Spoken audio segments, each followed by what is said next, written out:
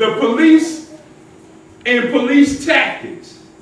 If you are negotiating with someone and you are in a controlled environment where he can't leave and no one else is in line to get hurt, you continue that dialogue. Why would they send a robot with a pound of C4 to kill him? And the thing was, whatever actions he took was already done. It wasn't no reversing it. You understand? You were in an active negotiation. Now this arrogant, pompous chief that y'all love so much, well-spoken, look good, look disciplined, hate our people. Hate our people. Because he's trying to develop a narrative that a white chief could not get away with. He's trying to tell you how to think. He was mad when they came out and said Johnson wanted to speak to a black negotiator. You could see when he said it, he was so irate, saying the nerve in him demanding a black negotiator.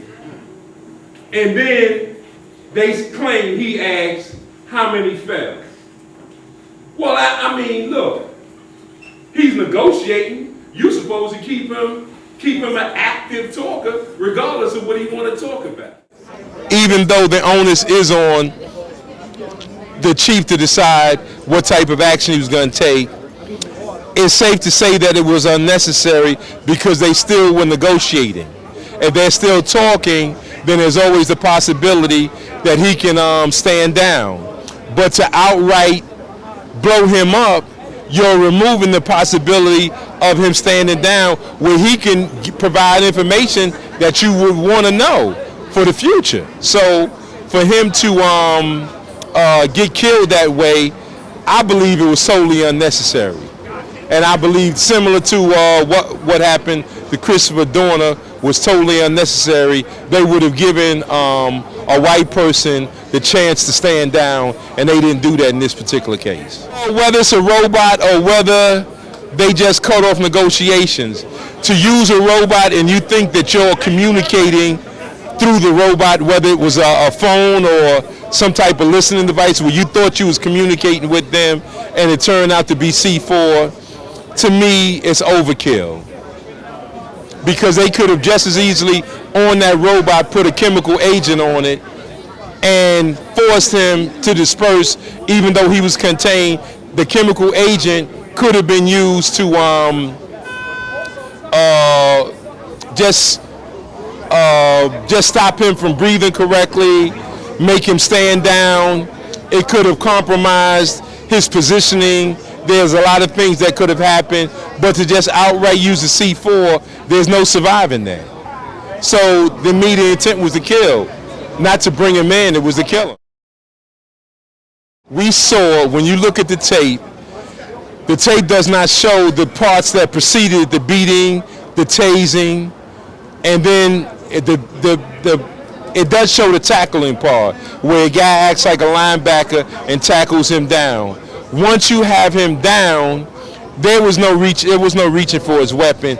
They pumped about 3 rounds in him, and while he was on his back, down on the ground, they yelled out, and this is for the public consumption, they yelled out, "It's a trick. Get on the ground," just in case someone is listening but doesn't see it, and then they shot him 3 more times. So after that, you saw them go into his pocket and pull out the gun. He never pulled out the gun. He never tried to pull out a gun. The tape is very clear in that regard that the gun was not a problem, and they could have very easily, when they was on top of him, cuffed him. But they chose to kill him, and that was in them to kill him, and that's what they did. And so the tape will show, how are you yelling, get down on the ground, when his back is already on the ground, and they're both on top of him. It's just ridiculous, totally unnecessary. I have no confidence in the Obama Department of Justice because they didn't find anybody at fault in Ferguson. You have a dead black man, Michael Brown. Darren Wilson savagely killed him. Nothing happened to him. He just resigned from his job. The mayor, the city manager, the court system, the police department that was exploiting, building up all these summons. Some people got 10, 12 summons at one time.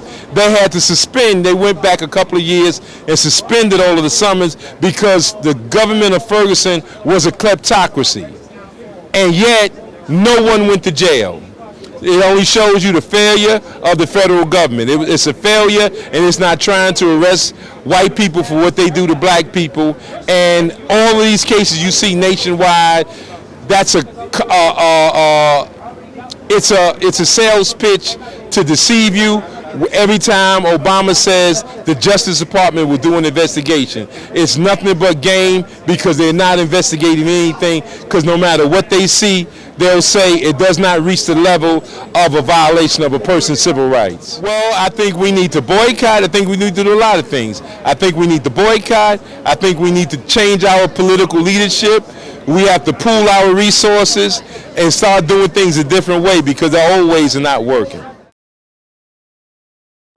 She's a white supremacist, he's a white supremacist. We don't have anybody that even cares about black people, and they've given us nothing. If you look at the Democratic platform, it says nothing about black people. If you look at the Republican platform, it says nothing about black people. Therefore, neither of them is going to do any good. When you look at a platform and it talks about immigration, then they're looking out for Latinos. When you see all this legislation around gay rights, they're looking out for gay rights.